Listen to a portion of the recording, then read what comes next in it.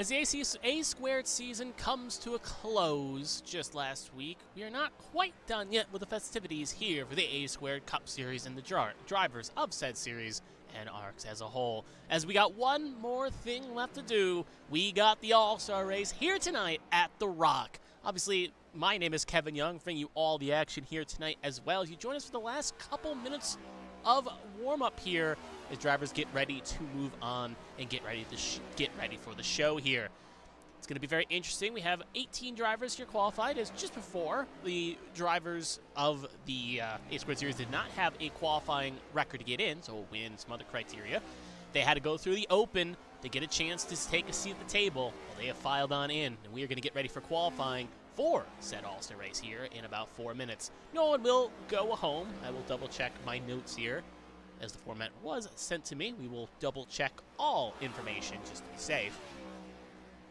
But overall, we're in for a great show. Just double-checking it. We got the race session. It's going to be a 40-minute practice session. Qualifying at 7:40. The race will be at 7:45, so no warm-up. 100 laps. We'll wait these drivers. No stages, and 2 sets of tires available for meeting. So that is what awaits these drivers. Obviously, we'll run over those rules again. And anyone that was a previous race winner or pole sitter was allowed to attend. Anyone else that did not fit in that criteria had to go through qualifiers in the eliminator, and they have now also filed in as well. As I think my mind was already on a little bit of a half plan here, we're just going to do a quick Control R here, as I do see I don't think Trading Paint's fully updated, so we'll have to quickly just run a quick update on Trading Paints. So we'll do one quick that. Well, while that updates, we will also like to thank as well Lefty Designs for coming in here tonight and sponsoring the All-Star race. Obviously, great part. They obviously sponsored the race that shall not be named up in Virginia that happened in week 8. It was a very high-filled caution fest. And they've put on some great prizes here as well tonight. $25 for the winner of this race, $5 for the pole awards. That will be something to keep an eye during qualifying. Biggest mover award to the driver that gains the most spots will also get $5. So if you have a poor qualifying run, you can move forward. And lastly, whoever gets the Lefty Designs fastest lap will also get another $5 as well. So thank you to Chris for sponsoring this event. And he's got a good chance at the very least to sweep up a lot of this money if he can put out a good show, because right now he is currently sitting P5 on the practice time boards here. Just the cars getting around the track. There he is right there in the Lefty Designs machine. Fastest car on track at the moment is this man, driver of the number 15, Aaron W. Edwards. I do not remember who he is or what he is. He won the Texas race, I believe, many weeks ago, before the even playoffs started, in the early part of the season. He ended up winning a race that got him qualified in. Couldn't take it full time, but he is open tonight, and he will be back on the track again, trying to make it 2 for 2. Rest of the top 5 include Jeremy Braille. Going to see him back in that number 74 machine. Nicholas Pressey in the 94 machine. Came through the open. Josh Gaiman, who's looking for a bit of redemption after last week. And obviously the aforementioned Chris Fleming round out the top 5. If you're looking for one more, at least, trying to find the right word. If you're looking for one more stamp of approval, to quote Dale Markowski, who's also in this race tonight, sitting currently P10, he's got one thing to say, and this race is going to be pure chaos, so enjoy the show. So it'll be quite a treat to see how this all plays out, what drivers will do, because they always the say in real life with an all-star race, if there's money on the line, people will be a bit more aggressive. Obviously, $25 is not make or break. No one's going to probably, willingly dump someone for $25, but you never know. A little added incentive never hurts anybody, but obviously it is just at the end of the day for fun and a good way to sign off the season and give drivers one more quick exhibition before the draft happens next year. Drivers maybe find new teams come and go, drivers find new homes, maybe hanging up the helmet, so it'll be quite interesting to see how it all goes.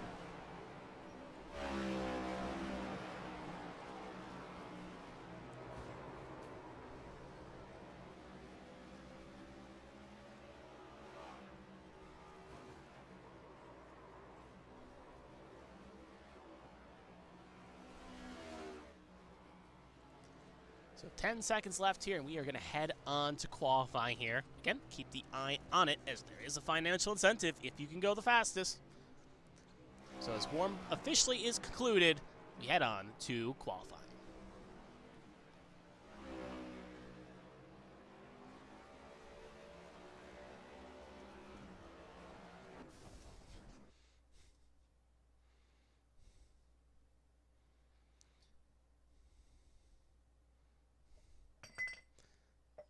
So as qualifying has now officially started, drivers will only not have that much time. I believe they only have about 2 laps to put down a time. They'll have 2 laps, but I think obviously they gave it an overall an hour of session time, but drivers will not get that full hour to put down a time here. Just double checking the information again. Yep, it's only going to be a 5-minute qualifying session, so drivers will have to act quick if they want to put down a time, and we'll see if we can find someone quickly here. Bryce Saucier coming out of pit lane, number 93. He's not on a flyer right now. He's coming up to speed, but let's see. We'll go to Jeremy Braille, one-time series champion, driving for his own team, B-Tron Racing, in that Taco Bell 74.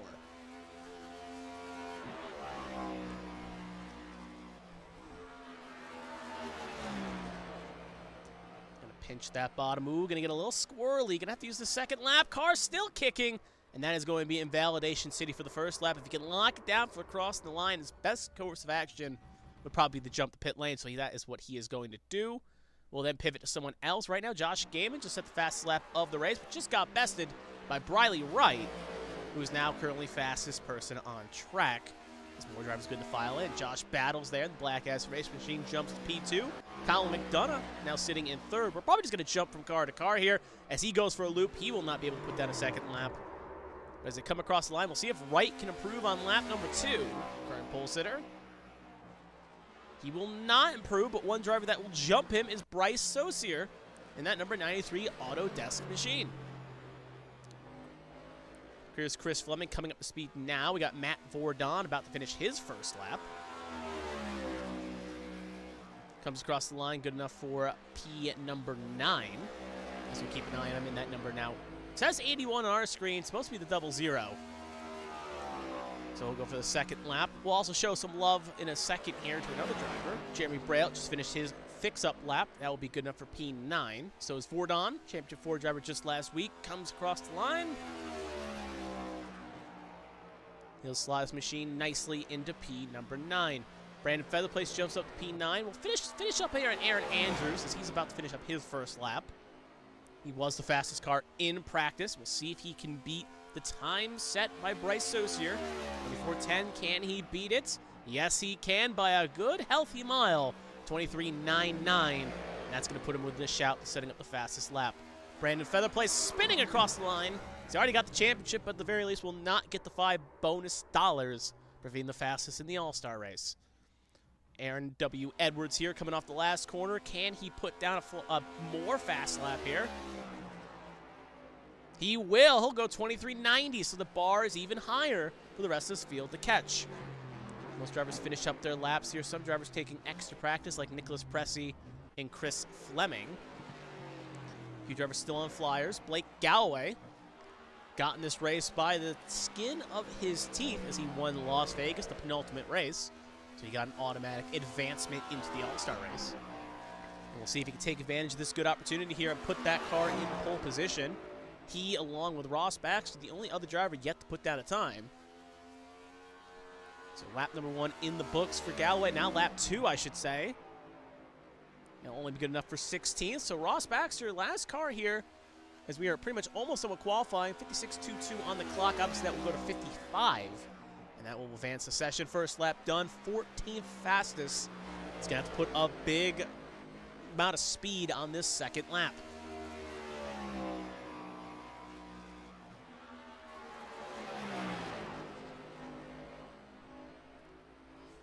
Second lap in the books here. Can he prove a little bit faster? Across the line. Only good enough for 11. So I do stand corrected. We have one more driver taking an attempt right now. That's going to be, we haven't seen him in a hot minute, but great to see him back on the track. Eldridge George, the Bahama man. He's going to try to put down 2 blistering laps here and try to put that Pennzoil number 40 in pole position. First lap started now. He's going to have to go quick here and go fast if he wants to be in the pole position. Without being smooth, methodical, keep your inputs correctly. And as we kept this throttle brake thing on the screen, or just to show you the speeds and the extreme exits, is it does give a good indicator of how these drivers are hitting these corner entries and exits. First lap only good enough for P18 for George. He's going to have to find more speed and quick on his second lap, and it looks like he's really struggling here, and it's actually, we have run over the clock, but it looks like the officials will let him finish up his second lap here. So second lap in the books here. What can Alfred George do? Cross the line. Still only good enough for P18, but did improve on that second lap. So with that, qualifying is officially done. Can find my right mouse there. There we go. As all drivers have put down times, excluding Austin Mongold, but everyone else has put down a time. So we should see the session advance in just a minute or two here as we head on to the main race. So right now, though, as we pull up the top 5 screen, as you'll see, Edwards, Saucier, Wright, Pressey, Feemster, your top 5. Didn't give a lot of screen time to Feemster and Pressey's, but overall they put some great times, and they're going to try to take glory here tonight. Looking at that top 5, only Edwards technically won this season. Saucier, Wright, Pressey, and Feemster did not find a victory in this campaign. And actually, we will get one more driver qualifying here. So Austin Mongold has left the pit, so we will have to hold that thought for just a moment. As Mongold, well, having a bit of blinking problems there. But he is now the last driver that can try to challenge and take away the $5 away from Aaron Edwards. And, well, that entry is not going to be great here as he's going to struggle, hit the itinerary, and that is not even going to be, that's going to be lap 1 done. So we'll see if he will elect to continue on here. Oh, that's not a good start. Obviously, it kind of stings for Mongold as any mistake he has is put under a microscope as he is the only car not on track, so we kind of have to follow him by default. In the eyes of tens of thousands of viewers, or at the very least, tens of viewers, is currently sitting on this man just trying to put down a time here. He will hit the wall, but obviously validation only counts on the lap you're trying to compete with. So first lap, officially in the books, it's going to go down as an NA. Oh, I guess that's a non-attempt, so it would be that's technically correct, as it was not a legal attempt. Oh, car snaps. Oh, he almost mounts into the catch fence. And that's going to be wall, and that is going to be session pretty much done for Mongold. He will not be able to put down a time. Toe to pit lane. We'll see if he just elects to come out and finish the second lap, or they'll just advance session. But looks like he is stationary at the moment. So while we're here, we'll quickly just do another quick Control R, just to make sure that Ford does not have a sponsor of sorts. So that is that for qualifying. Obviously, with the new iRacing update, you'll see some of the chat things pop up. Obviously, we'll have to get that turned off before too long, but obviously the new update kind of caught us by surprise here at ABN Studios. So obviously you may see that chat thing flap a little bit as things move on. So track pretty much calm here. The calm it is going to be. Qualifying has officially concluded. Real fast, again, just like to thank Just the Top for this whole season sponsoring qualifying, as they've been the proud sponsor of every qualifying session in A Square this season. I'd like to give them flowers, as they have been a proud partner, and it's been great working with them this whole season, as this will be the last qualifying session of the year, and they will also be on board for that one as well. So it looks like, as you can see by the little chat box, looks like qualifying is officially concluded. At least I assume that is the case. Again, I'd like to get that off the screen, but not 100% what's triggering that in the settings. Shouldn't be that annoying, hopefully.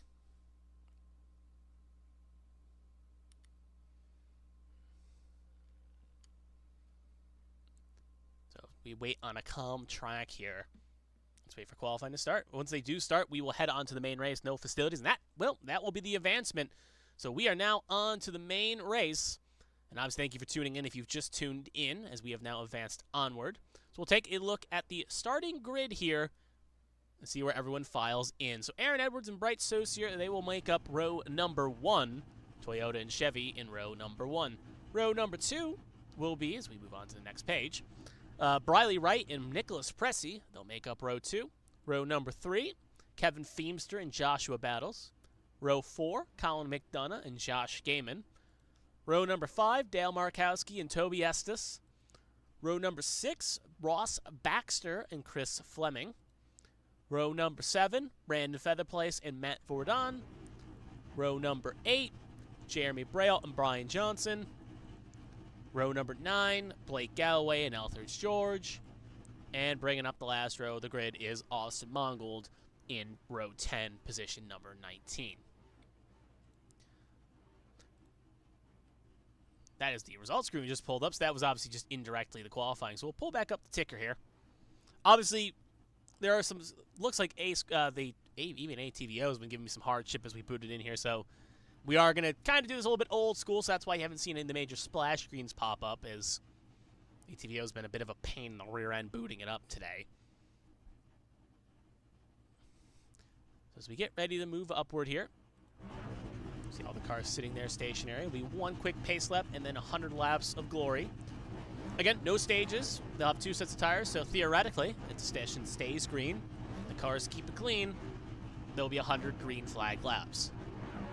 However, there are no, obviously, guarantees, and with how these cars have been very loose off exit, if we do 100 laps green, I will tip my hat to the series. Obviously, no insult to the drivers by saying that. Even the professionals, even when they went here in the actual real life, had some cautions. So it's just, cars can snap from time to time. But if they can do 100 laps green, be very impressive. As you see the little box pop up the screen, we are going to get a quick delayed lap here. Away they go. However, it looks like, yep, now they'll all fire off here. So, as we will get 1 extra lap of pacing. So we'll get 2 laps under the pace truck here as we head onward.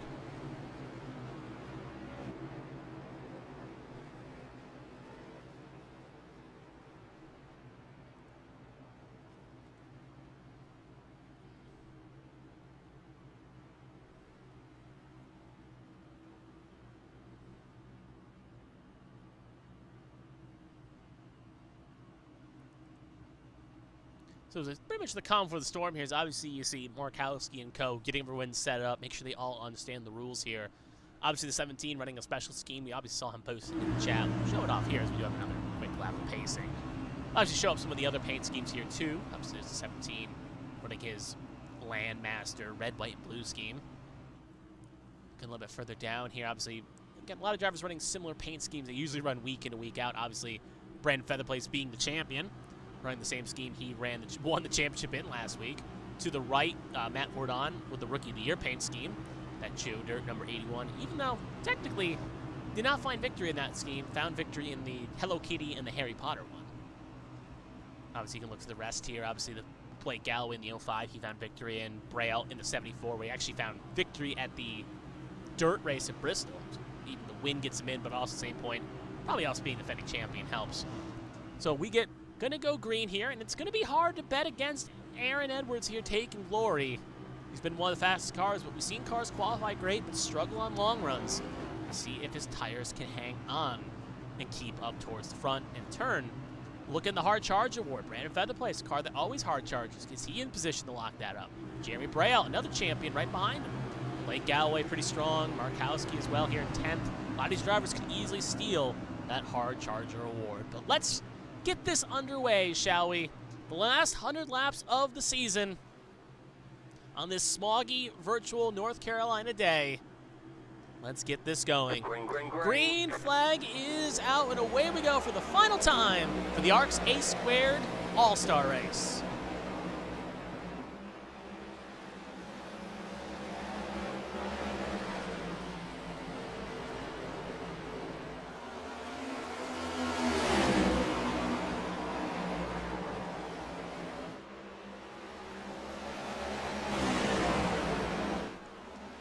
So lap number 1 is complete. We'll just make sure. I think the ticker may have also broke as well, so we're going to have to give that a quick refresh. We will do that at the first caution here, so we'll have to manually kick off the laps here until then, so do apologize for that. We will give ATVO a quick reset when we get there.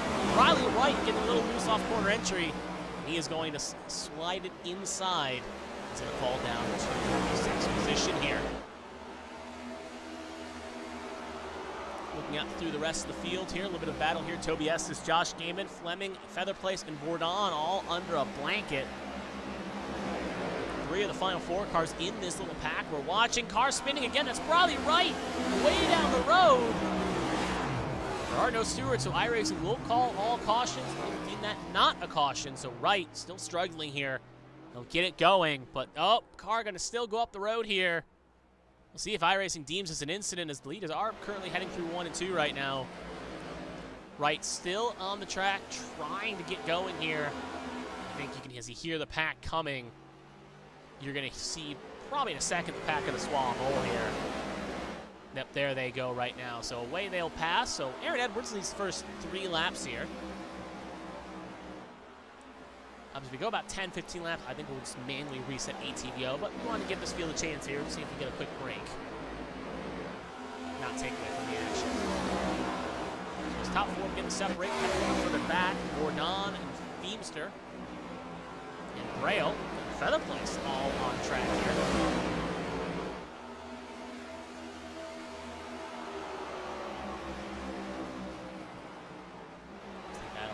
So we will actually quickly, while we have the second, reset ATVO. So it will pop off the screen for just a second, but we will get it back on in just a minute. So we'll get it back on. On the bright side, at least it went during the All-Star race and not a main race note. So at the moment, as we watch a little battle back here, Edwards still leads the way in front of the pack 4. Battle right away, obviously now positions cars being fan out, but you can see that separation beginning to open up.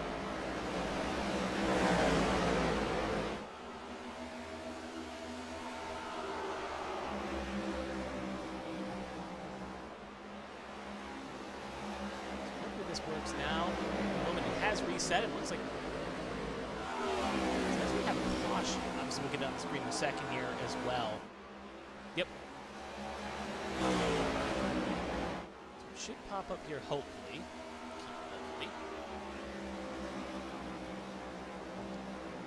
As it looks like we do. Car's still battling, so obviously just it's flashing caution up on my screen. It looks like caution was not called, and it's see the car's slowing up a little. So we'll cut this pack here, as we see Kevin Feemster right now battling Nicholas Preston.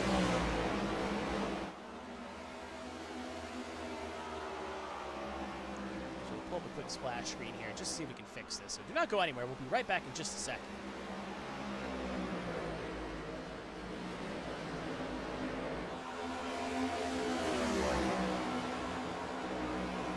No sign of a ticker coming here.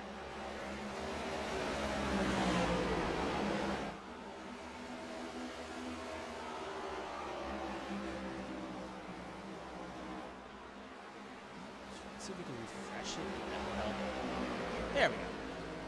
So everything back up, at least for the most part here, as we see cars spinning in the back. That's a 33 of Markowski.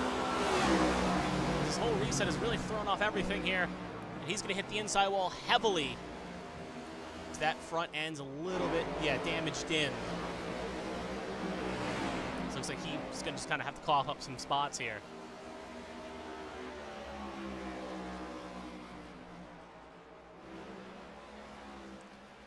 Everything is now officially good to go. We are back live here on lap 12.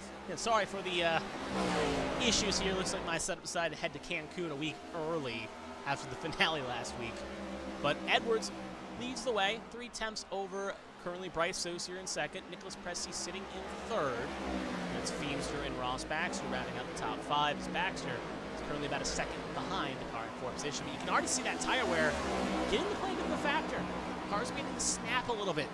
As fuel has become lighter, these tire wear become more strict, and that lag should be a caution. So, first caution of the night. It's going to be Brandon Featherplace, who has some heavy damage on that right front. See if we can get a good look at it. Every angle puts us the wrong way. So, it looks like that is maybe day done for the driver of the 34. He's just going to jump the pit lane, so I think it is day done. So, looks like the championship hangover may have struck a bit early for the 34. So we'll take a look here and see what happened. He's battling Alfred's George here. George hits the wall a little bit, but that seems to play a factor. Oh, maybe it did. Oh! Angle gave us a little clue, but we're going to have to watch that again from maybe a higher angle. But that was a big spill the 34. We'll go back again. This time we'll go with an eye in the sky cameras. It usually does not lie when we need to see what's going on, so we'll play it out here again. Pause it about here as we see the incident kind of playing out. We'll play it at a 4th speed. Yeah, it looks like Elfridge comes down a little bit and accidentally hip checks the 34. Gets the 34 loose, shoots up the road, almost clips the 40 in retaliation, obviously not directly. And yeah, that's just, you can see it in slow-mo how it just crunkles that front end. And yeah, it's pretty much going to be day done for the 34. We'll take one more look at it this time by. We'll go on board with the driver of the 34, and we'll watch it from his perspective.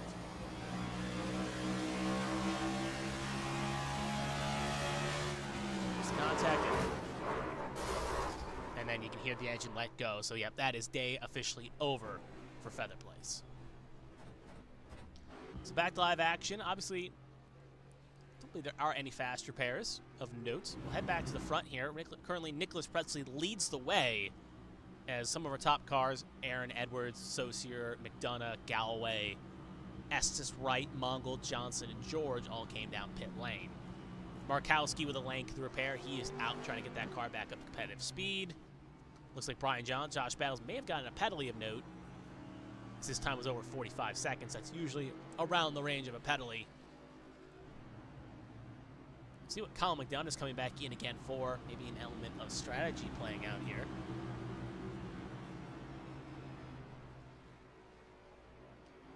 So as he is in, he'll top off his fuel. We do got the 1 to go that time by. So Pressey, Feimster, Baxter, Fleming, Braille, Gaiman, your top 6. Worth noting, the first car to take 4 fresh tires was Mongold and Estes. A few cars that had come in just topped off. So Edwards, Saucier, and Galloway all topped off on their fuel. Did not take 4 tires, so they'll still have 2 sets available if they need it.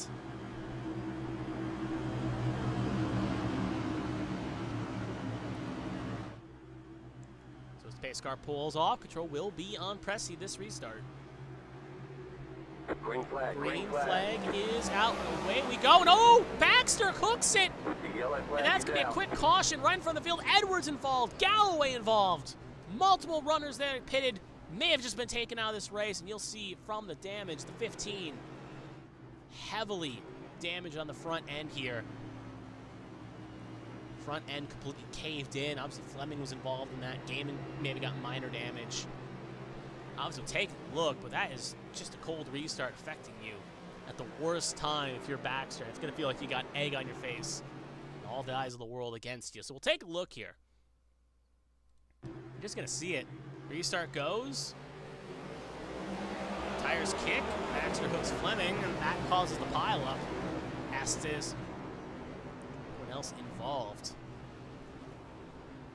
we'll take a look. We'll go on board this time with driver of the 22 machine of Ross Baxter. We're going to watch his gears. As cars can sometimes decide what gear they want to start in. Some will elect to go higher gear, others will go lower gear. Well, for reference point right now, we'll go at 1 car up. Nicholas Pressey's obviously in 2nd, and we'll go the car beside him, Kevin Feimster, also in 2nd. 2nd is ideal, but you can sometimes when you try to cut it down to 1st, to catch out. So it just kicks. It's a scary feeling when you kick right in front of the field. Is you got multiple cars that have nowhere to go, and you see the effects that plays out. This time we'll focus on the 15 machine, a little bit of a wider angle here. As he was, again, one of the strongest cars, and he's going to walk away with one of the most damages here. As you see, incident happens up the road, tries to get on the brakes, shoots high, and then, well, Fleming backed up, and, well, the hole that was there officially closed. We'll take one more look at this from one more different angle. Back the angle we originally watched it at. This is how a lot of good cars get taken out of a race early. Or at least get heavy damage.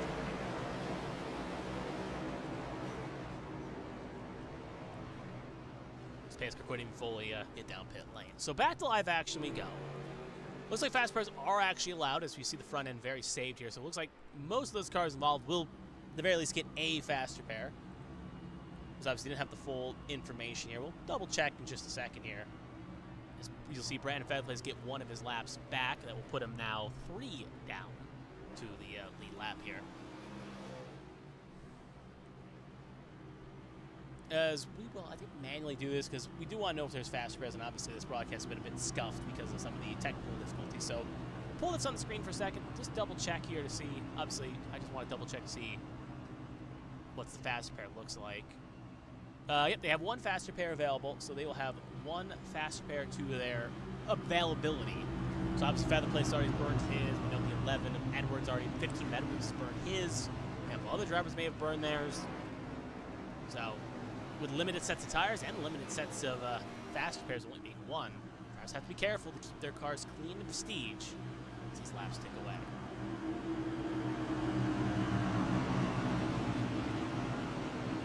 So as the pace car pulls in again, control will be on Pressy on this restart. Green flag. Green flag is out. Away we go. A lot less chaotic here. Some cars obviously leaving some space here. Not wanting to make any major mistakes like we saw in the last restart.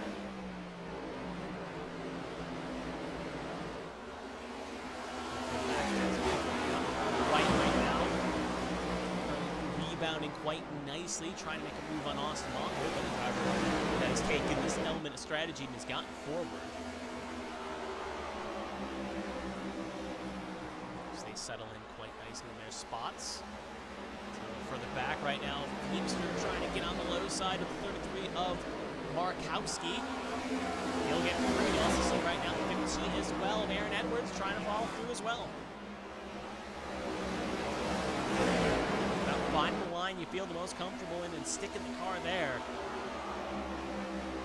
It's about comfort and speed. You see these battles play out, but up front it's still the Nicholas Pressy show. He's leading the way. Mongol gets a little loose. That almost checks up. Now big battle for what could be eventually the lead of this race. Some of the top cars are not yet pinned. 15 and 17 here fighting side by side.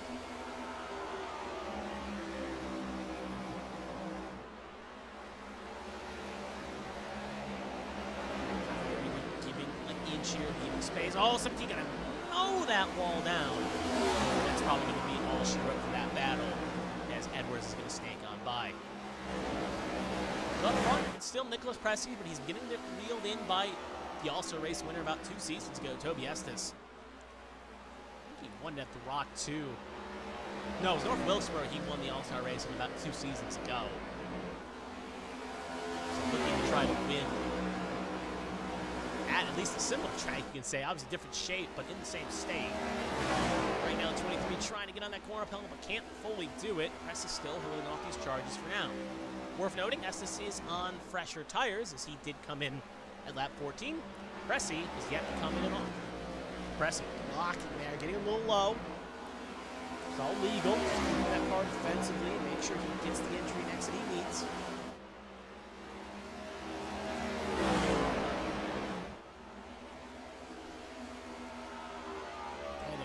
Still can't get the drive off he needs.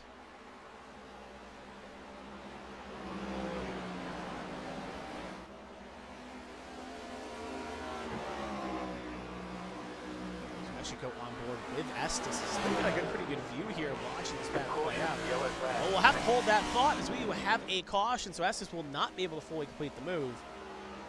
Try to see who exactly it is. Looks like it's Chris Fleming who was involved in this incident. Looks like it's a single car incident, so we'll see what happened here to Chris. Battling Gaiman and Baxter here. Car just kicked on him. Shot down the road. He locked it down. Doesn't hit anything other than that. Very minor damage, but since iRacing does deem the cautions, and he was on the track spinning when multiple cars were behind him, they deem that a caution. We go to caution, even though technically if race control was here, that would have been not a caution, as that would not have been 2 cars. So back to live action, don't think we need a second look at that. Pressy going to come on down along with Briley Wright, so that will give the lead to Toby Estes. Braille also coming in as well, as you see in the far shot.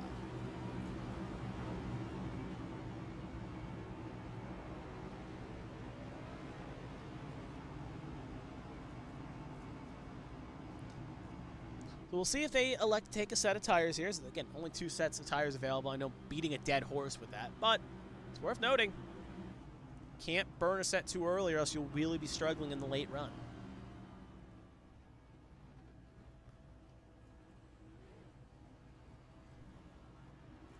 Some cars been the file away. It is 4 tires for Pressy. It looks like Wright's also taking 4 tires, but see the race off pit lane. It's going to be Blake Galloway and Colin McDonough leaving first.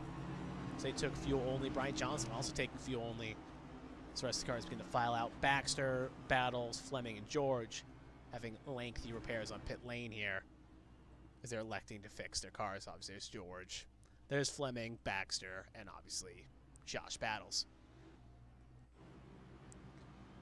So this will give another lap back to Brandon Featherplace. Right now, at the moment, he is now 2 back of the field. Again, 1 advantage at the very least being the only car lap down. As long as he keeps his nose clean, he should theoretically get back on the lead lap if more cautions play out. But I guess one downside at the very least, though, is it looks like at the moment, yeah, Josh Battles is going to go, I think, a lap down here. No, he's going to beat the pace car out, so never mind. He will be good. So yeah, right now at the moment, Featherplace will still be the only car 1 down, so if we get another caution, should get back on lead lap. So at the moment, Estes, Saucier, Feemster, Markowski, Mongold, Edwards, Gaiman, Vordon, McDonough, Galloway, your top 10.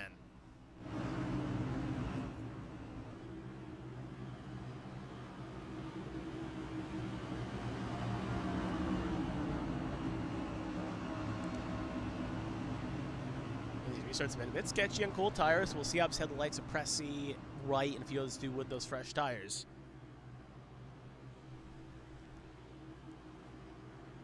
His car pulls off. Green flag, green flag is out, and away we go.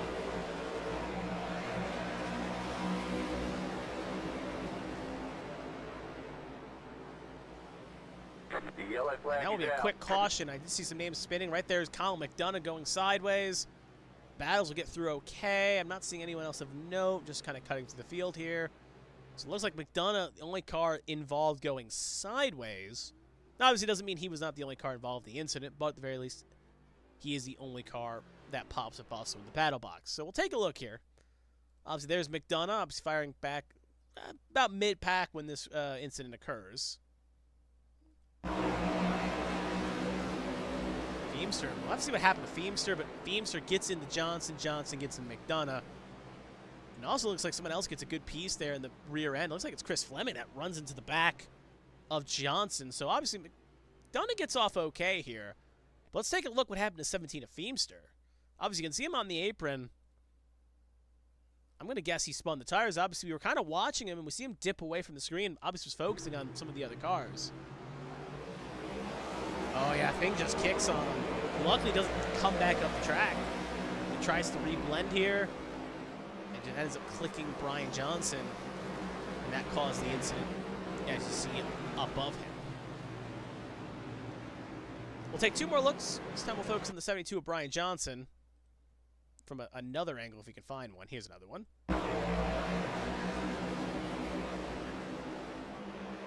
There's the contact against McDonough, and nowhere from Fleming to go. That's going to concave the front ends. But on that, though, Johnson gets through unscathed. Lastly, we'll focus on the 38 of Fleming in the Lefty Designs onboard camera here.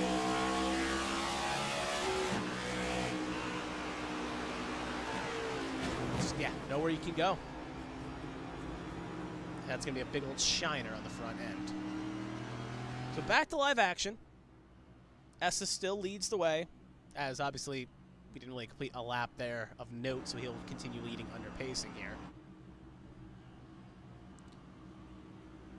Like I said, as the cautions keep coming, that will help Featherplace. Now he will now be, I believe, 1 down. Chris Fleming, only car on pit lane. He will still be able to keep going, so as that tank continues to roll.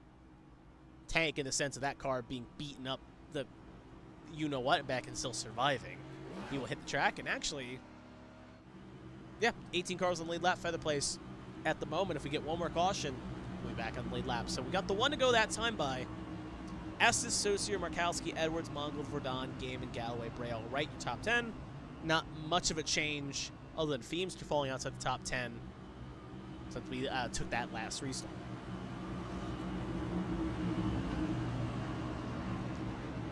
Edwards slowly carving his way back up for the field. We'll see if he can get that lead back here. Other than that, though, pretty much the front rows we saw are where they currently are.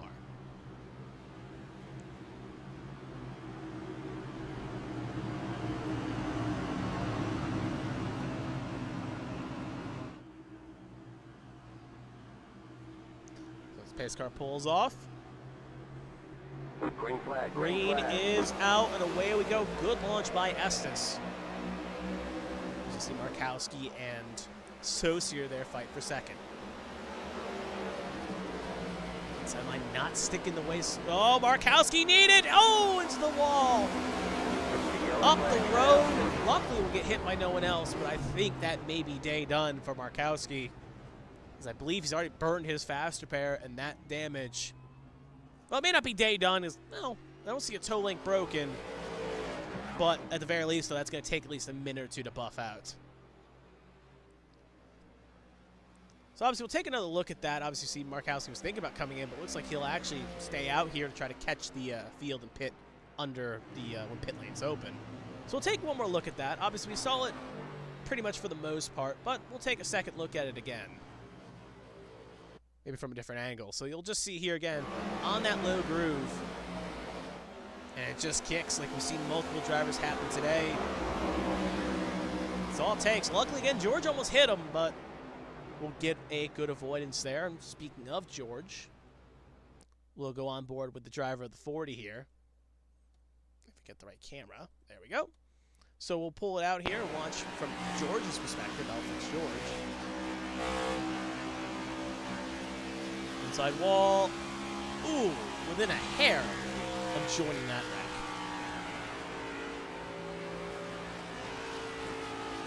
So back to live action. As you'll see, Mark House, the only car really involved in the incident, coming down pit lane. He'll be flanked by the 17, the 11, the 39, and the 72, as they have also all come down pit lane. Toby Estes still leading the way here, as he has led a astounding 9 of 37 laps. I think at the moment, he doesn't have the most laps led. I think that's still Aaron Edwards at 13. But some of the competitors near him have not led any other laps. Verdon led 0, Mongols led 0, Saucier's led 0, Gaiman's led 0, Galloway's led 0, so no, he's only led 9, about to be 10 laps. It's still a decent amount of laps led. In turn with this caution, it will allow Feather Place, as I have been kind of beating a horse on as well, to get back on the lead lap. So at the moment, we'll have 19 cars on the lead lap if Battles beats the 10 count here. As long as he does, we'll have all 19 cars to start this race still on the lead lap, and he will. So 19 cars on the lead lap, 19 cars are still running.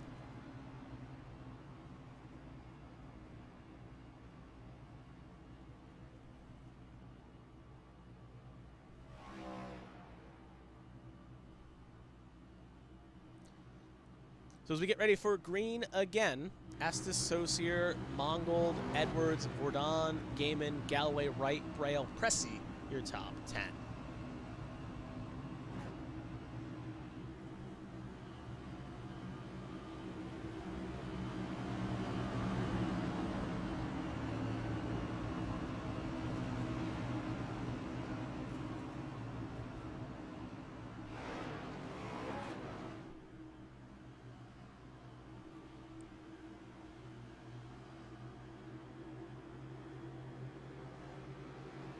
Green is out, and away we go. There's a few cars getting out of line there. Mongold trying to go high side. We also saw a little bit of a blink from Edwards. However, at the moment, everyone is relatively okay as we cut the field quickly.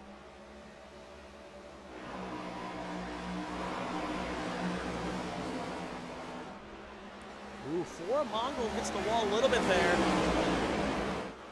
Obviously, it did help the car rotate a little, so this end of the day, no harm, no foul. Obviously, can only get away with so many hits to that outside wall before he may end up, the damage becomes accumulative, and you end up stacking that damage. Like a negative debuff as we see a little bit further back. Galloway getting loose. They'll both keep it pointing in the right direction. Brea will remerge on the track right there. And obviously, Galloway going to lose the most spots, but it could have been a lot worse considering he could have easily pancaked that inside wall. As we now hit magical lap 41 of 100. Still changes up in the top 5.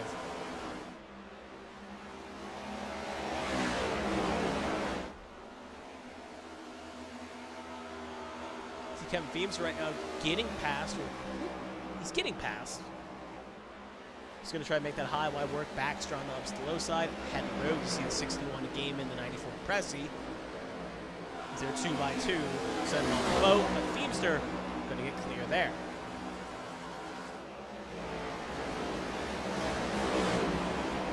Backs are going to try to answer back. So battling hard here for 9th.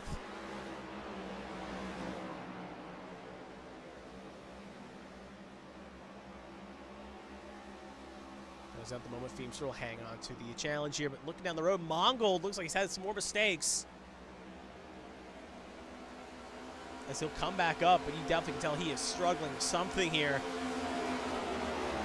Stand him for just a second, but you'll see right now he'll merge back, but it's getting close for the lead here. Up front, Saucier, Estes. Sorry, Saucier and Edwards. Estes up the road about by 6/10. But Edwards trying to get around his front side, and he'll have to hold that thought. We have another caution. I'm going to guess it may be for Mongold. And it is going to be Mongold, but a few other cars also involved. There's Mongold. Oh, Brandon Featherplace, who just got back on the lead lap. He's involved. I think Brian Johnson also got a piece as well. So we'll take a look here. See what happened. Mongold, obviously, we saw him slipping through the field here. Oh. I don't know if you could probably pin that on Mongold. Fleming just can't avoid anything here. He ends up piling into the back of Featherplace, and then Brian Johnson just nowhere to go. And he'll just T-bone. So we'll take a look, this time from the eye in the sky camera. And we'll play it at about a 4F speed here. So we'll watch it about here, and we'll slow it down.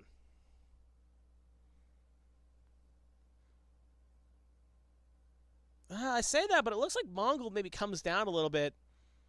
And then obviously they hip check each other regardless. They get stuck on each other. Fleming just tries to shoot the gap, ends up spinning around the 38 of Fleming. Then obviously battles, nowhere to go. Plies into the back of the 38. And that plays out the rest of the incident here. And then we'll see in a second Brian Johnson enter stage left. And plow into the front end. We'll take 2 more looks. This time we'll go on board with the driver of the 38, Chris Fleming. Let's have a good view of this. Yeah, no, Mongold gets loose and ends up kind of hitting the front end of Featherplace, and they end up kind of colliding each other there.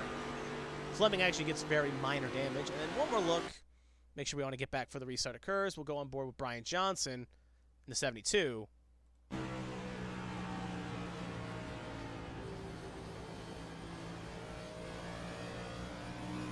Puff of smoke, kind of trying to get on the brakes, not knowing where the accident is, and by the time, George gets out of the way, just nowhere to go for Brian Johnson. So back to live action. Cars coming down pit lane to fix up their cars. Estes stays out and continues the lead. However, this will neutralize the gap he had over 6/10 to second place.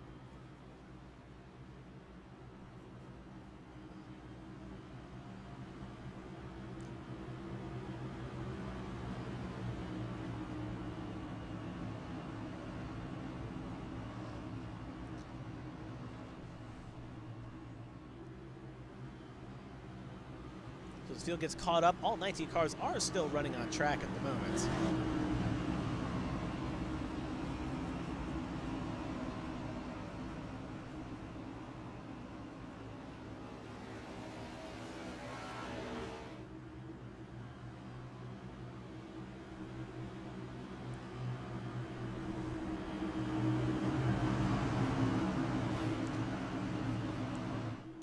So as we get ready to go green here again, control will be on Estes.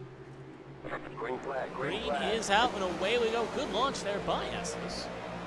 As we'll also see right now, Sos, you're going to try to get down the low side and maybe put the pinch on Edwards as the rest of the cars begin to file in and out here. Run off there by Sos. He's going to make a challenge here, heading off into 3. Only car on that low groove. Just can't get it fully to stick. Now they're going to pressure from right.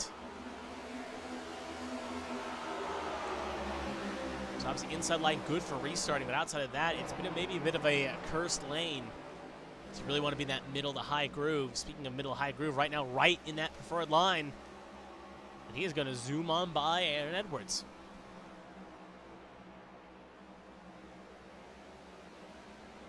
Just play out.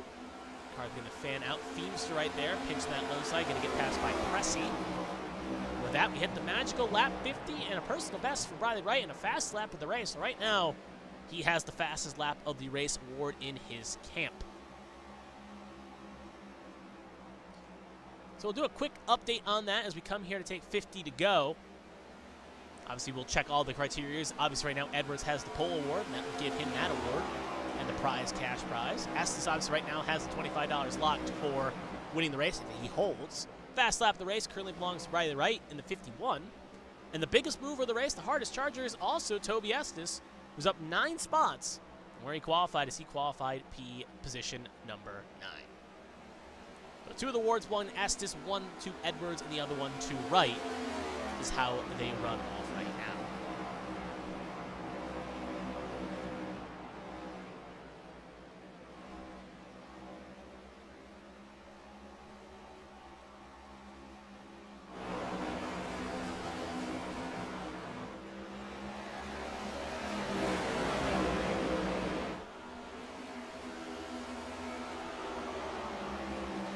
Watching as the battles begin to pack out here, some space beginning to get formed here. Seeing the new and old tires play out. Preston trying to hound the back of Gaiman.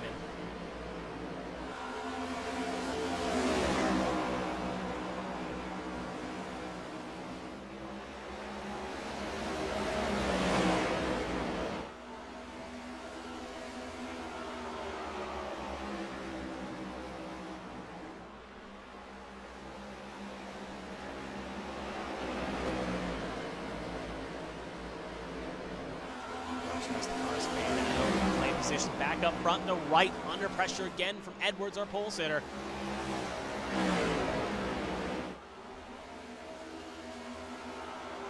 Right, going to survive the challenge in that Luke's Oil 51, but Estes just putting down consistent time after consistent time, using that clean track to his advantage right now.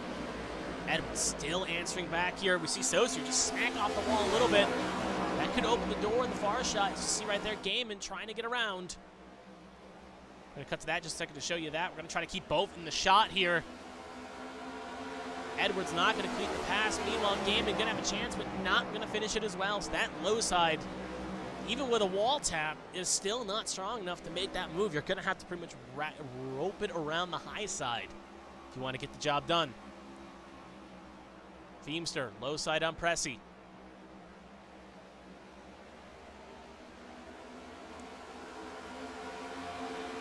He's going to have to slide right behind Pressy right there. Have to admit defeat.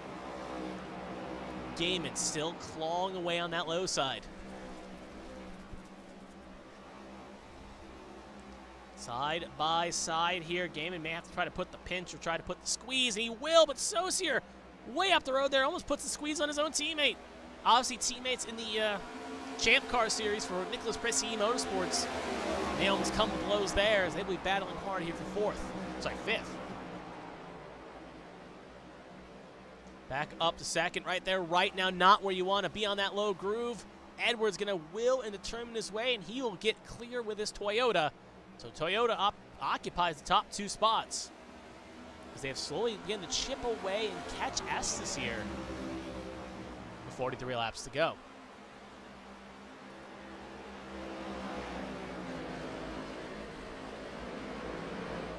Keep an eye on this top 3. We'll go a little further back. Saucier still free-falling here. So he's going to get caught by Breos. Looks like his tires may have hit some sort of cliff. Nope, looks like he last pit on lap 14, so he's got some of the oldest tires in the field. But worth noting, at the same time, Estes is also on the same strategy he is. So it looks like he's been able to manage his tires a bit better.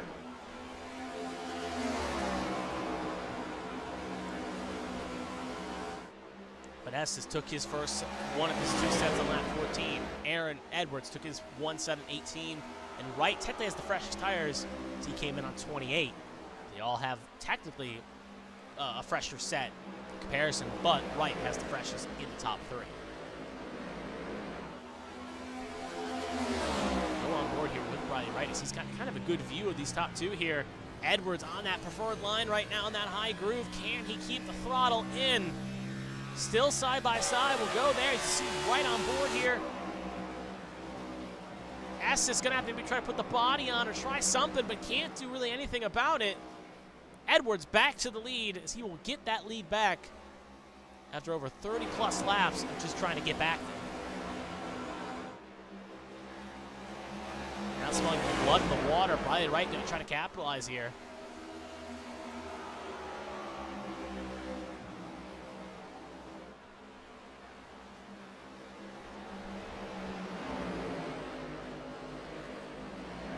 Right, just again, I think Estes may have hit the limit of his tires.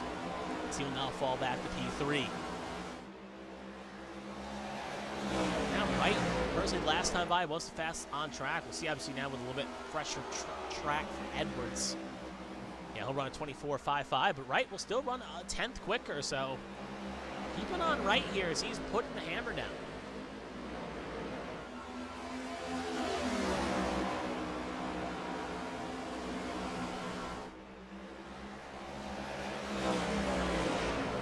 Laps can go by in a flash. There are question marks of whether or not this will stay green.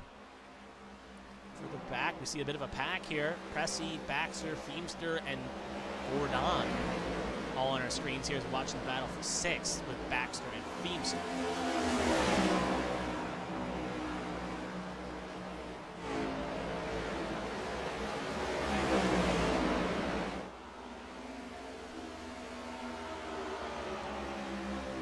Good run there by Feemster, gonna go low side.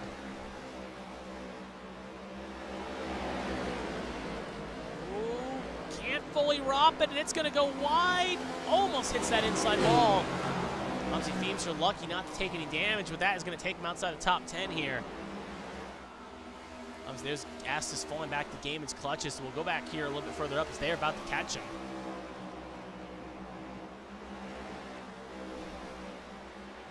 Gordon on that low side, Preston trying it on the high side. Obviously, it didn't work for Feemster. The corner kind of bottom out, but Gordon going to make it smooth here. And Brown also going to try to follow suit as well.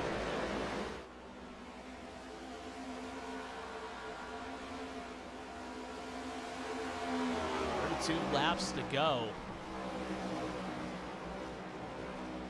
Gordon came in one of the latest as he came in at lap 45. Only car in the top 10 other than for Feather Place that have the fresh tires in the fields. They both came in and took 2 fresh set of tires on lap 45.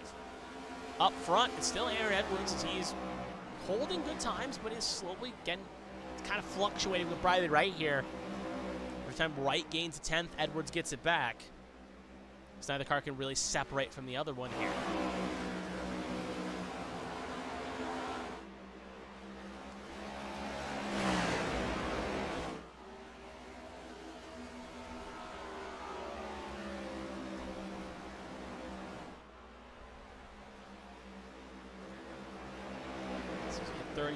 Laps to go, about to be 30 next time by. Top 2 will make it. Stay on this for now as it's one of the closest things we have on track.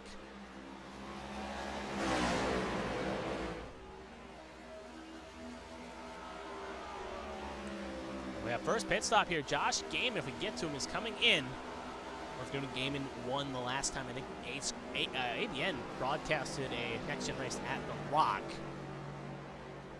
Was Gaiman, who I believe found victory in it. So obviously having that little extra experience here, as he is now in for his final pit stop. Obviously, I'm going to assume it's 4 tires and fuel for the most part.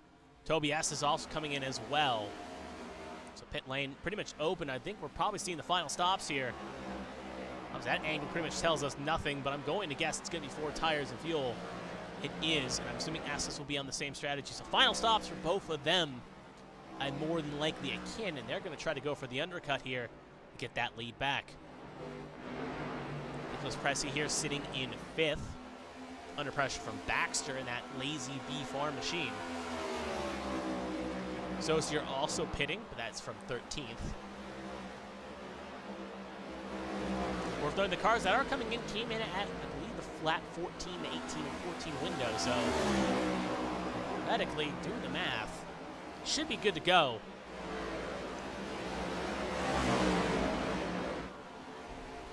But it may be a couple more laps before we see Edwards, Wright, and other co come in, as Edwards came in at lap 18, so he should have coming in shortly. And that will presumably hand the lead off to Friday Wright. Well, when we talk strategy, we keep an eye on this battle for 5th. Baxter, Pressey, still side by side. Feather Place there, sitting in the distance.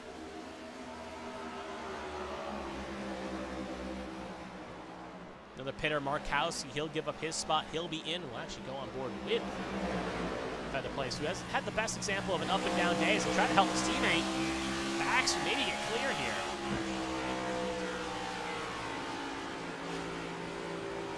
Obviously, kind of move you, hey, you're holding me up a little bit, but at the same time, I'll try to help you where I can, but now it looks like Featherplace knowing, hey, Fleming is attacking from behind.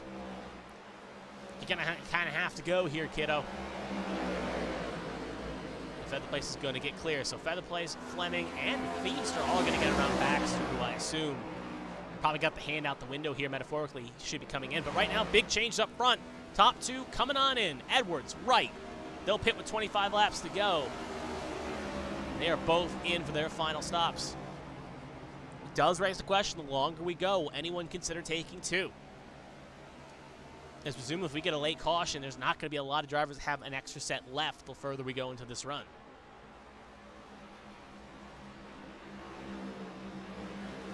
So our leader in, Wright in. We'll see what they elect to do here. Theoretically, we should see Estes and Gaiman jump them both. Jack up for both on the right side. Will they take lefts? They will. So 4 tires and fuel for the top 2, and away they go. Keep an eye on the left of your screen. There's Toby Estes. Will he come out with this lead? There's probably Wright. It's going to be close here. It's going to be a major run. He's going to have to maybe be aggressive here to get it. And he will. So Estes will take the lead again with 22 to go here. The advantage of the undercut got on the spot, but now he's going to have to hang on with a tire differential, a tire difference of well over 4 laps to 5 laps. And if those tires cliff more aggressively, it could easily fall into the clutches of Aaron Edwards. So as we watch this battle, do not count out any of the top runners, though. We'll take a look at that in a second as we do want to see if this opens up to a battle. Bourdon, Braille, Featherplace, Pressey, Feemster protected your top 5. Worth noting, Bourdon and Featherplace came in at 45. I don't think the fuel economy will hold them, but right there you see Edwards trying to rip around the high side. Use those new tires while they're hot. And he's going to get clear. So put Edwards up to what will be de facto race leader when the pit cycle, if it goes through, goes through. Up front, it's still Joe Dirtz and Matt Bourdon in the 0081. Jeremy Bryant will pit. Worth noting he came in at 28. And it does make you wonder if this is going to be a hittable number. Obviously, we do not have the full fuel economy and numbers accordant. I can't directly say what the number they're trying to hit is, but if we use kind of rough estimates, drivers that came in at 28 went to about 70-ish laps. Technically 80 for getting math, so that's about 40-ish laps. Obviously, some cautions did play into that factor, well over 40, I should say. So is it doable that Bourdon, Featherplace, Fleming, McDonough, Feemster, can these drivers in co make it to the end without having to stop again?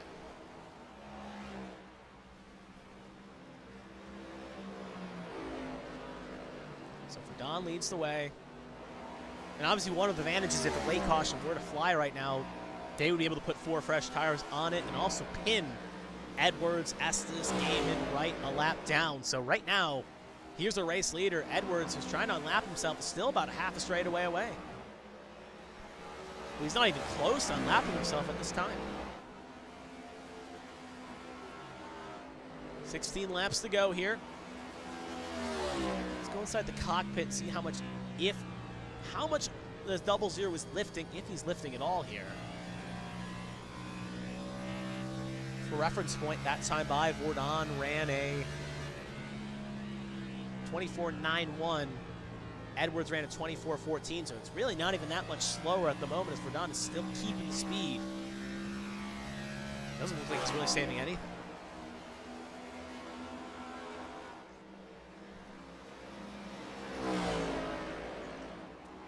It's 15 laps, turns to 14 laps. Do a quick up to speed. Here's Verdon, a race leader. Fed the place about 4 seconds back, a little under it, but give or take. Sitting in second, Feemster there in third. Chris Fleming in fourth, all pretty much kind of in a pack. Colin McDonough there in fifth, but he's going to get passed by some of the lap down cars of Estes, Wright, and Co. Johnson sitting in sixth. Blake Galloway in seventh, battling. Actually, no one, as some of those cars have already pitted. The first car in is Kevin Feemster. He is in. He cannot make it to the end here. He will give up his position and he will pit.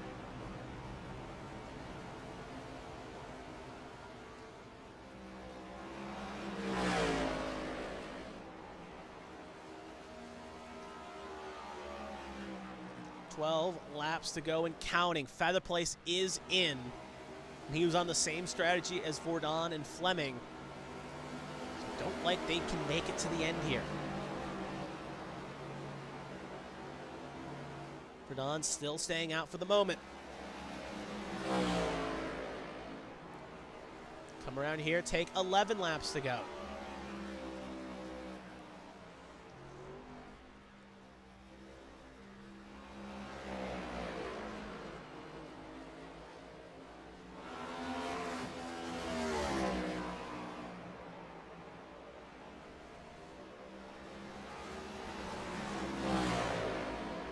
We're going to hit the magical 10 laps to go here in this ALCS race. 10 laps to go before this season is officially concluded.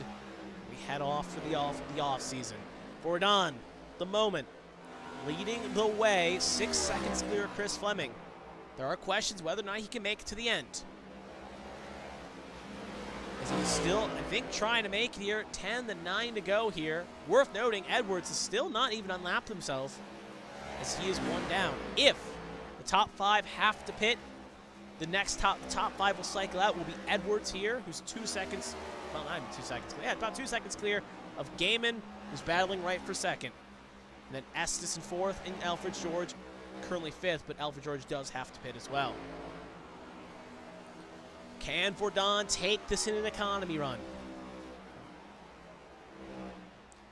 You can really see his speeds. It looks like he's really backing it up, but that was a 24.56 that time.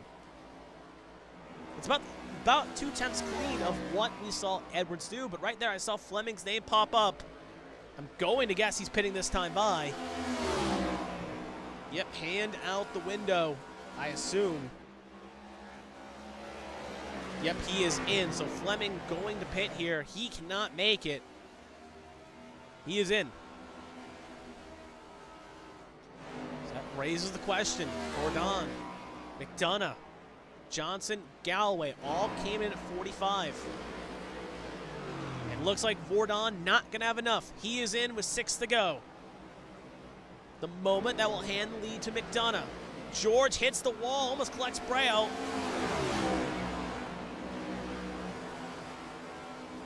We'll see, is McDonough in? He stays out. 5 laps to go. Let's look at his times here. He's ran a second slower. Let's see if he is lifting at all. Oh, he's lifting way on the straights here. He is backing it up as much as you can. Trying to hit that number.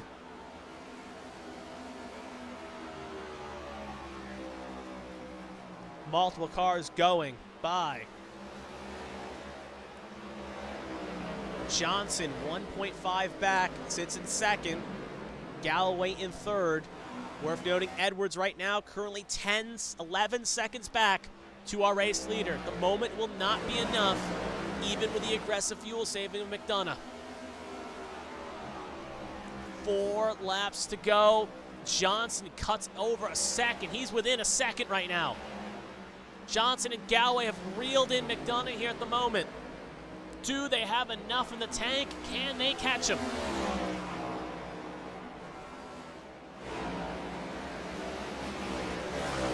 Keeping an eye on McDonough. He stays out again. Come to 3 to go. Gap stabilized that time by, but now it's about half a second. Johnson is coming. Johnson is trying to make a move. McDonough's on the radio. Don't think he's got enough. I think he's in. Yep, he is down the apron. He is out. He is going to pit. That's going to put Brian Johnson to the race lead. Does he have enough? Gap is 8 seconds to Edwards. 2 laps to go here. Johnson, Galloway trying to get enough fuel out of their cars. If not, it's Edwards' race to lose.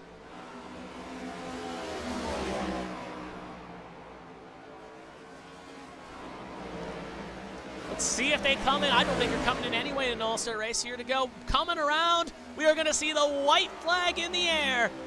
Johnson, Galloway battling side by side here. Fuel is a concern for both. Johnson holding on for now. Galloway hits the wall. Can Johnson hang on here? Galloway up the road, runs Johnson a little bit off. As they come up a 4, the fuel will be enough for both. It's going to be a drag race to the line. They collide, they spin. Johnson takes victory in the All-Star race. Hits the inside wall for his troubles. They were both racing hard there for the line. No love lost probably between the two of them, but they will win.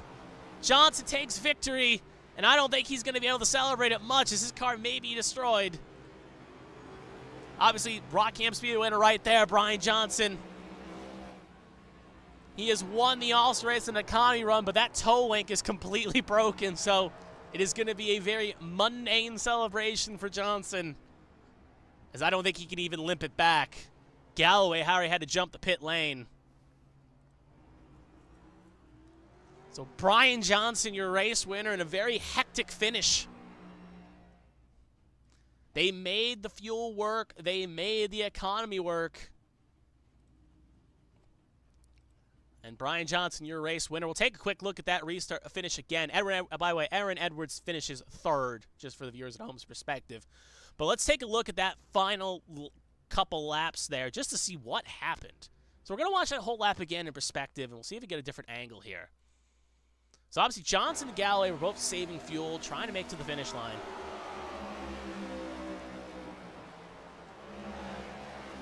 Let's see how clean this is. So Johnson hanging on.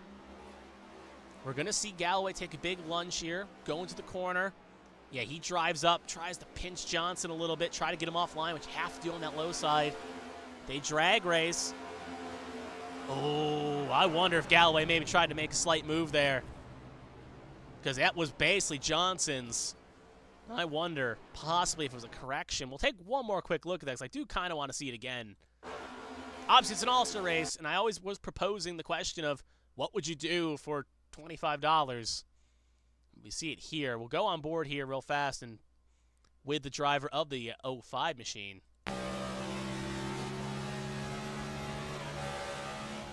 Goes into the corner, obviously runs it high, just trying to pinch 72 off his line, knowing that's the only move he has to do here.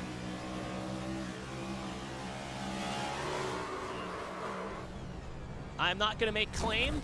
I'm going to let the viewers at home decide that one, but obviously it was whatever the move was. Obviously in the virtual land of the money.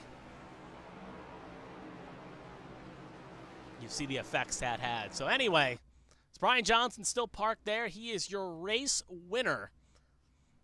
And we'll take, that's the wrong graphic. That's the right graphic. So we'll give them a sec if anyone wants interviews or anything at that point. Looks like Galloway ran out of gas, according to his quote. Seeing him in chat, talking it out. But still, great fuel save by both to make that number work. And obviously, it was a tremendous up and down season for Brian Johnson. He found more and more speed as the season went on, and overall, he finds victory in the All-Star race. Sadly, not going to give him any more really advantage, but with the draft around the corner, could raise his stocks, maybe find him a ride. And also, same point, the driver that loves the number 72. It's great to see that car being successful here. So, take a look here. We'll go through the results, and then we'll see if anyone has anything to say.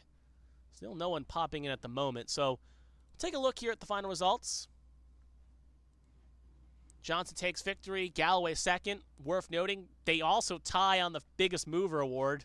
They both finished 15th. So I don't know how that tiebreaker is going to get broken up, but that is not for me to decide. So both of them will finish 1-2. They will be tied for that. So Johnson takes 25. We'll see what happens between those two there. One of them will get the $5 bill. Looking further down, Edwards gets the pole sitter. He'll get the 5 points for that and the $5 for that. Then it's Gaiman, Wright, Vordon, Featherplace, Estes, Markowski, Fleming, your top 10, with Saucier, Feemster, Baxter, Braille, your top 14. As we move to the next page of the results, Pressey, McDonough, George, with only Battles and Mongold being the only two retirements here.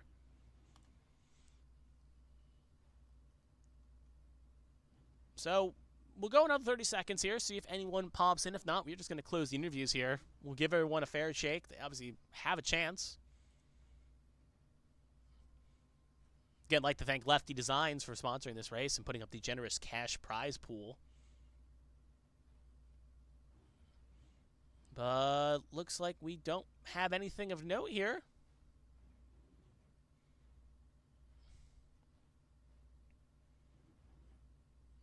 Again, congrats to Brian Johnson again. Great fuel strategy and made it work and made it count while others couldn't get it done. So I think that is going to do it for that, as no one has really said anything. No one really signifies they want an interview. So I think that's where we're really going to call this broadcast here. So again, I'd like to thank everyone for tuning in this season. It's been a great season of calling action. It's been fun to watch. It's been fun to watch every race here. It's been an up and down season. Congratulations to everyone that participated. Thank you for everyone for tuning in. Obviously, had a more sappy, more better send-off here. So we'll keep this one kind of short. If you want to get my full thoughts on that, go watch last week's race broadcast and that great championship finale. But thank you for everyone tuning in this season. We'll see if we're back here next year. Obviously, some contract details have to be worked out and all that. I'm not against coming back here. It's been a great calling these last couple seasons of A-squared action, and we'll see what happens. We'll just do one more check to make sure no one else is ready to go here. Oh, looks like we do have some interviews, so we'll have to hold that thought. We are not done quite yet. Johnson, Edwards have both filed in. So it was a long wait there, but we will hear their thoughts now. So give us 1 second here. Make sure the audio is going. So if you have been tuning out, come on back in. We got the interviews to hear. So we'll bring in our race winner, Brian Johnson, and we'll hear his thoughts now. Brian, this is Kevin the ABN booth. You got a copy? Yes, sir. Obviously, we almost left you at the pier there. We were about to sign off, but we wanted to give you your moment in the sun, and you'll get this moment now as you found victory here tonight's All-Star race. So we'll start at the beginning. Obviously, qualifying wasn't the strongest. You came back from well over 16th back, but you found your kind of speed of the race. So how did it feel out there racing it, as it seemed like a lot of drivers were struggling out there keeping the car pointing in the right direction? This is my second favorite track on the schedule. My only other track that I like more than this is New Hampshire, and I've never been good at qualifying, but I know how to run that late apex line in 1 and 2, and I love it. And definitely, yeah, it showed off well as you kept that car, your nose clean, and kept it going in the right direction. We did see that little contact with Feemster a little bit throughout the midway point of the race. We ended up getting some slight damage. Were you worried there was any damage from some of the incidents you were involved in? Were you worried there was any major damage to that car that could affect the performance? There was, but I was able to luckily get some time on pit road to fix the damage, and I apologize to Feem and Colin when I getting involved in that. I saw an opening, and I went to the inside, and I was trying to leave room for Feem to come back up as well, and we kind of just came together. Yep, looking onward, obviously we see final pit stops happen around those last caution. You come in at 45 to go. And we got to ask, were you thinking, hey, this is a doable number, we can make it to the end? Or you're like, let's just see how the cards play out when you made technically your final pit stop of the race? I knew that I could make it to the end on fuel, and I also messed up when trying to get damage fixed and took my last set of tires, so I had no tires that entire final run, and I was really hoping that we went green to the end. Mm-hmm. Well, it definitely worked out that way, and you obviously save it. We're watching other cars pull off, and next thing you know, it's you and Galloway battling for the end. So take us to that last lap from your perspective with that battle between you and Galloway. It looked like it was a Herculean fight for glory here in the All-Star race. Yeah, we had a hell of a battle. Thank you, Blake, for that awesome battle. It was sick. We were both running out of fuel at the end, and I was trying to do everything I could on the tires I had, and he was faster than me at times, but I was running fifth gear to save fuel, and then when he caught me, as soon as he put pressure on me, I started shifting to fourth to try to get some extra speed out of it coming out of the corner. Mm-hmm. Do got to quickly ask as well, with that last incident coming to the corner, was no love lost between the two of you there? As obviously it looked like something happened coming to the line there. No love loss? Or no real incident of note, I guess? No, we were just running out of fuel and trying to go for it, and both trying to go for the same space. And I love racing hard, so it was fun, and we both ran out right at the line. Hey, yeah, no hard feelings. Great to see that there. At least both drivers kind of shake hands and say, "Hey, it was a great race regardless, and one of us was going to win." So we got into the. Actually, first I'll ask this question. Obviously, with A Squared coming back next year, are you in the cards coming back next year? Do you want to bring that 72 back on the track and try to run again next season? Yes, I also registered with interest of possibly being a team owner as well. So I'm definitely in it for the long haul. Ooh, very good to see on that one. That's great to see that 72 back on the track here, and we'll see you coming up next season. So we got into the point of the show. Does anyone want to thank family, friends, sponsors, what have you? Floor is yours. Take it away. Yes, I'd like to thank my sponsors, Fate and Chaos, the metal band, also my buddy Survival Viper. Thank you to Roadcock Racing Setup Shop, and all my family and friends and my wife that are watching the broadcast right now. Thank you to Texas Speed Sim Racing for helping me get here as well. Smeal Racing Designs, and thank you to iRacing and all the platforms that make this possible, ARCS and the A Squared Cup Series, and thank you guys for running this broadcast, Kevin. All right, thank you very much. You enjoy that victory and take care. Enjoy the rest of the off season, and we'll see you strong coming back next year. So take care. Have a good rest of your week. You too, thank you. And that was our race winner, Brian Johnson. That will leave us with one left. We'll hear from third place, Aaron Edwards, who had one of the fastest cars today. The fuel just didn't play out. Aaron, this is it. Kevin in the A-Band booth. You got a copy? Hey, I got you. Obviously, you had a very strong car, and obviously you came back, but just the fuel just didn't play the right way. But we'll have to start at the beginning. As you put that car on pole position, it seemed like that thing was a rocket ship. So what was your secret for getting that car to be fast around here? Man, it just takes a lot of discipline. You gotta just be able to hit those bumps just right. You gotta understand the character of the racetrack. We had a rocket ship, to be fair, but there were a lot of other really good cars. It just seemed like a lot of people were missing it in qualifying. So that definitely wasn't my ceiling in qualifying, but yeah, we got it done for the pole for sure. Mm-hmm. We obviously saw you doing well, then you pit early, and we see you get collected in that big incident. Obviously, you had a fast spare, but were you a bit worried after that big incident? Were you worried without that fast spare in the back pocket? Did that change how you drive a little, or were you just like, it's an all-star race, I'm going to do what I got to do? Rockingham, it's interesting you say that. Rockingham is one of those tracks where you can't drive scared. If you, it's like Bristol, you can't go in there and be like, all right, well, I'm only going to drive it at 80% because, I don't have a fast car anymore. If you drive it at 80%, you don't have the car gripped up under you. You're not in the corner. You're not loaded. You're just going to wreck. So you have to just kind of drive it normal and just tune up your situational awareness a little bit more. I don't want to be in an incident to begin with. So just got to race smart after that. Mm-hmm. Got to race smart. Don't let your confidence take a hit. Yeah, no, and you definitely didn't let you. As you carved up the field, took back the lead, and we're driving and cruising. We get to the last pit stop window. You come in, and I do got to ask, were you possibly pondering, did someone, because obviously we saw the chat kind of flicker a little bit in that, did you think everyone else is going to have to come in, or were you like, there'll be another caution? When you made your final pit stop, what was the IO? Because I assumed, at the very least, you may have thought that you were going to cycle back out ahead, or were you thinking in the back of your mind, is someone crazy enough to try to save this fuel and make it to the finish line. Well, it seems like there's always somebody who's willing to take that chance. I mean, why wouldn't you if you're in that position? But I didn't think we had a caution within the last fuel window. Maybe I just wasn't paying attention or anything, but they definitely stretched it. When I just made my pit stop, I was like, all right, well, I'm just gonna drive these last 20 laps as hard as I can and see where I end back up. And it just happened that a lot of people who tried to save couldn't stretch it all the way in. I think only 2 cars did. So good for them though. Yep. We just drove it as hard as we could there. Yeah, you did, and you can't fault yourself for driving as hard as you did, as you took again. It's at one of the faster laps, and also came pole and all that. So you can't be mad at your performance at all. Still a great drive regardless. Obviously I will ask as well, because obviously we only seen you pop in once this season. Any plans for next season to maybe come in on a one-off event, or maybe even take a part-time or full-time schedule next season for A Squared? Well, I'd really like to run the A Squared series. I think got a decent resume at this point.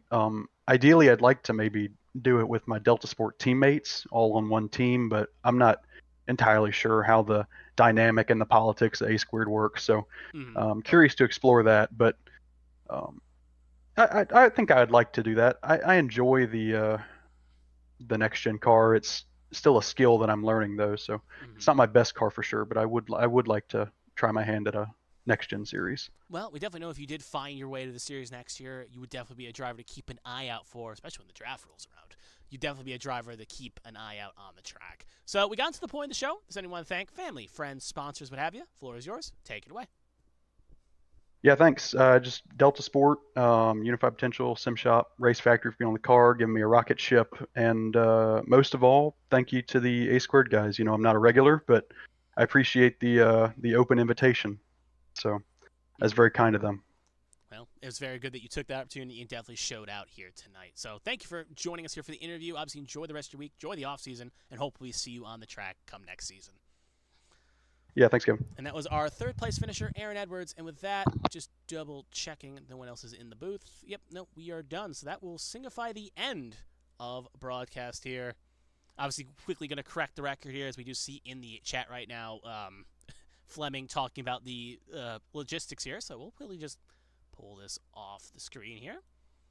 And, yep, Brian gets the win, and he also gets the biggest mover award, as he technically also, tie, I guess, goes to the metaphorical higher finisher. And with that, it goes to Brian Johnson. So Brian Johnson both gets the win and the biggest mover award, and Brandon fed the place, gets the fastest lap, and Aaron will get the pole award. So congratulations to all those that came in. Johnson takes the big sweep here. So at the end of the day, for someone that was running as a independent driver, comes in and gets that, definitely going to put himself on the radar if he's a team owner next season or even gets drafted. I think you can at least say with Johnson, hey, I think he's worth at least maybe taking a chance on if we need a driver in our team. But with that, that will end it here tonight. Again, I'd like to thank everyone for tuning in. It's been a great season, calling it all the people. Love talking to them at the end of the interviews. Love seeing the chat fly by, obviously in the Discord and the YouTube channel. It's been great. Hopefully we see a lot of these faces come back next season. Obviously there'll be some turnover. Hopefully whoever they do leave, they do enjoy the time they had here and can hold their head held high. But regardless, it's been fun. We'll see again if we come back next season. Obviously, there'll be some contracts and whatnot. We'll see if we get it, if someone else gets it. Obviously, there's details that have to be worked out. But it's been fun regardless. If it is my last broadcast, it's been fun calling the last 3 seasons here. And thank you again, Chris, for joining us here as well. I'll send you a thank you as well there. So, good for poning up here on this All-Star race and trying to make this a final good send-off. Thank you again for Lefty Designs as well. Go check them out. So, I think that's it for me. It's been fun. Been great calling it. We'll see again if we're here next year, but if it's me or someone else, they'll provide some great action in 2026. Thank you all, and hope everyone watching has